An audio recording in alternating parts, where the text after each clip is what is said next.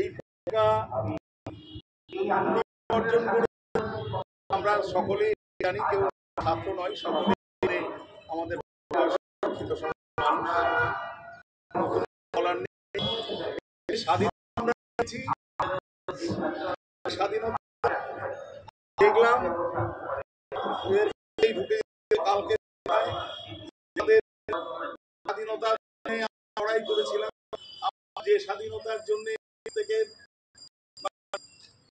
আমাদের জীবন মানে জীবন দিয়ে যে স্বাধীনতা কিন্তু আমাদের স্বাধীনতার মূল্য ছিল যে একটা সার্বভৌম গণতান্ত্রিক একটা নিরপেক্ষ রাষ্ট্র এবং মানুষ চলা কথা বলা স্বাধীনতা এই অধিকারগুলো থাকবেই।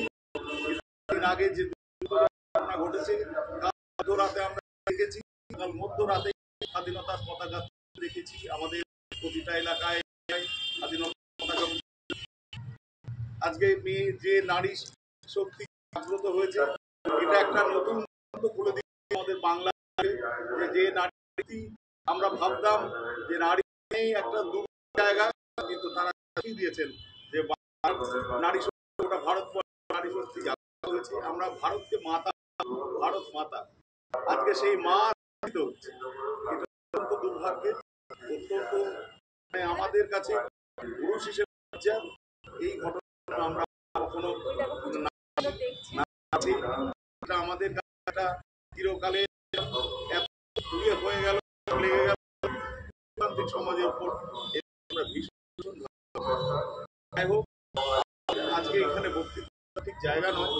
আমাদের এই স্বাধীনতা বলে দিই, মানুষ আদি নারী সমানভাবে দেশে আমরা প্রত্যেকের অধিকার আমরা আমাদের আগামী প্রজন্ম যেন হয়, যে প্রজন্মের আজকে আমরা দাঁড়িয়ে আছি, আমরা ভারতবর্ষে দাঁড়িয়ে আছি, একটা অস্থির ভারতবর্ষ। জ্বালা আমাদের যে মান আজকে কোথায় ধীরে ধীরে যাচ্ছে, এ নিয়ে তৈরি থাকতে হবে এবং ভবিষ্যৎ শিক্ষার দিকে গিয়ে আমরা মানুষ গড়ার শিক্ষক সমাজ